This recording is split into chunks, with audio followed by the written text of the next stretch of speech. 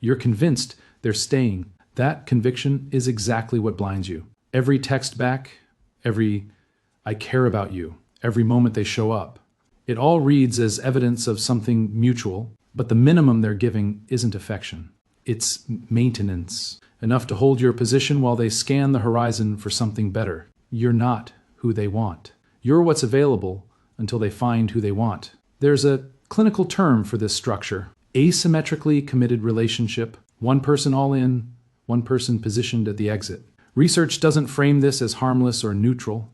It's corrosive. Sociologist Peter Blau identified the mechanism decades ago. Extreme imbalance in investment either opens the door to exploitation or breeds resentment in whoever holds the lesser stake. Neither outcome leaves room for anything real. Choosing someone harder can't be willed into existence. All you can do is stay long enough to eventually recognize the choice was already made.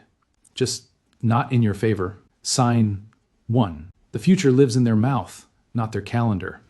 They paint pictures, trips, plans, a life that sounds close enough to touch. The tone is warm. The direction seems clear, but no reservation gets made. No date gets set. Scientists studying how commitment actually forms have found that concrete future planning, not history, not present contentment, is one of the sharpest indicators of whether someone is genuinely in. Real intention produces specificity. A person building toward you names a week, a month, an actual moment in time. Vague future talk without any of that isn't a signal of direction. It's a tool for managing your expectations while requiring nothing from them. Sign 2, you occupy a pocket of their life, not the whole thing.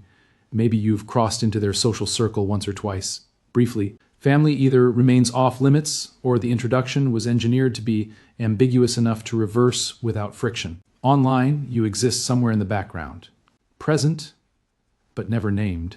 The relationship has edges. You can feel them. Here's what that boundary actually protects: their availability. Studies on commitment asymmetry show that people who perceive themselves as having options tend to be the ones with the weaker investment. Keeping you separated from the rest of their world isn't about privacy. It's about keeping one hand free. Someone who has decided on you pulls you into their life because that's where their life now includes you. Consistent separation isn't discretion.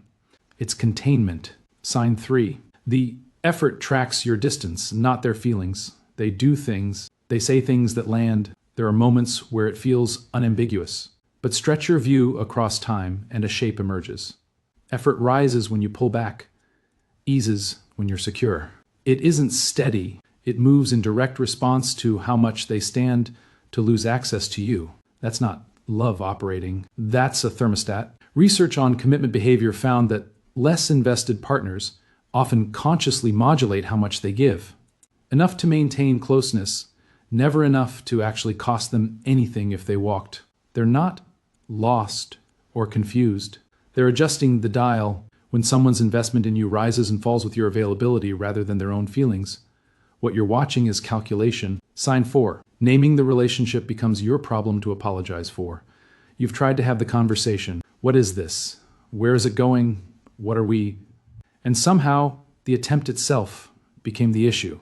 You were moving too fast. Labels are reductive. What matters is what exists between you. Or it escalated and you ended up managing their reaction instead of getting your answer. Research is direct about what that ambiguity produces. When one partner won't stake a clear claim, the other loses the ability to feel stable, anticipate what comes next, or make choices for their own life based on accurate information. That fog isn't incidental. It's load-bearing. Someone who's genuinely chosen you won't be destabilized by the question. They might fumble the words, but they won't make you feel like asking was an offense. Sign 5. Your instinct has been correct the entire time. You've just been arguing against it. Before you had words for any of this, something in you already knew, a low, persistent signal.